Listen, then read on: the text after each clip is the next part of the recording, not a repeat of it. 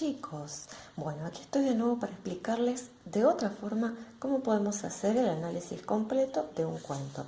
Para ello vamos a tomar como ejemplo este breve cuento del escritor argentino Marco de Nevi, que se titula Cuento de horror. Dice así: la señora Smithson de Londres, estas historias siempre ocurren entre ingleses, resolvió matar a su marido, no por nada, sino porque estaba harta de él después de 50 años de matrimonio. Se lo dijo: Tadeus, voy a matarte. Bromeas, Eufemia, se rió el infeliz. ¿Cuándo he bromeado yo? Nunca, es verdad. ¿Por qué habría de bromear ahora y justamente en un asunto tan serio? ¿Y cómo me matarás? Siguió riendo Tadeus Smithson. Todavía no lo sé, quizás poniéndote todos los días una pequeña dosis de arsénico en la comida, quizás aflojando una pieza en el motor del automóvil, o te haré rodar por la escalera. Aprovecharé cuando estés dormido para aplastarte el cráneo con un candelabro de plata. Conectaré a la bañera un cable de electricidad.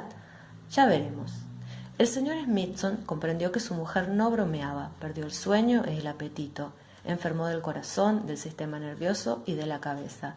6 meses después, falleció. Eufemia Smithson, que era una mujer piadosa, le agradeció a Dios haberla liberado de ser una asesina. Bien, lo que nosotros tenemos que analizar es, primero, los temas que aparecen en el cuento. Obviamente en este tema podemos tomar como elementos claves el egoísmo de Eufemia, porque piensa solamente en ella y en sus sentimientos, la falta de determinación de Tadeus, porque no se defiende, se deja enfermar y morir. ¿Cómo podríamos identificar otras cuestiones como el desamor, la hipocresía? Digamos, son todos los valores o antivalores que trata de reflejar la historia y que debemos designar con un sustantivo abstracto, como decíamos recién, el egoísmo, la hipocresía, el desamor. Esos son los temas y los explicamos, como hicimos recién, con acciones y hechos del cuento. La superestructura narrativa se trata de identificar las partes del cuento, que ya no vemos como veíamos en la primaria, introducción, nudo y conclusión o desenlace, sino que vemos estas 4 partes. ¿Cuál es la situación inicial acá? Eufemia y Tadeus están casados durante 50 años. La complicación es que Eufemia está cansada de este matrimonio y decide matar a su marido, y se lo anuncia. La resolución es que Tadeus enferma por el miedo que le provoca esta noticia y muere. La situación final es que Eufemia le agradece a Dios por haberla librado de tener que asesinar a su marido. El otro aspecto que teníamos que analizar en cuanto a acciones es la secuencia narrativa. ¿Qué tengo que hacer en la secuencia narrativa? Mencionar, hacer una lista de las acciones principales. Pero el problema acá es que no puedo usar verbos, entonces no puedo decir que Eufemia se cansó de su marido. Entonces la primera acción la puedo denominar así: cansancio del matrimonio por parte de Eufemia. Esa sería la primera acción importante en este cuento. La segunda es la decisión de matar a su marido. Como decide matar a su marido, la tercera acción es el aviso a su marido. Después de avisarle a su marido, él se burla de este aviso porque no cree que ella fuera capaz de eso. Entonces ella le reafirma su intención contándole las formas en que lo mataría. Por eso decimos reafirmación. Acuérdense, no puedo usar verbos. Tadeus siente temor ante esta noticia, entonces temor de Tadeus. Tadeus se enferma de los nervios, entonces vamos a poner enfermedad de Tadeus. Tadeus muere, entonces vamos a poner muerte de Tadeus. Y finalmente Eufemia le agradece a Dios, entonces vamos a poner agradecimiento de Eufemia. Recuerden esto, no pueden usar verbos. Tienen que ser los sustantivos abstractos que derivan estos verbos. Se cansó, cansancio. Decidió, decisión. Le avisó, aviso. Tadeus sintió miedo, temor. Tadeus se enfermó, enfermedad. ¿Sí? De esa manera se hace correctamente una secuencia narrativa. El otro elemento de análisis es el marco. En el marco, ¿qué vemos? El lugar y el tiempo en que ocurren las acciones. ¿sí? El lugar en este caso es en Londres, en la casa de los Smithson. Y el tiempo es después de 50 años de matrimonios y a los 6 meses de este aniversario, ¿sí? Acuérdense, como decía al principio. De esa forma analizamos el marco. El otro elemento de análisis son los personajes. ¿Qué tengo que analizar? La clasificación de los personajes.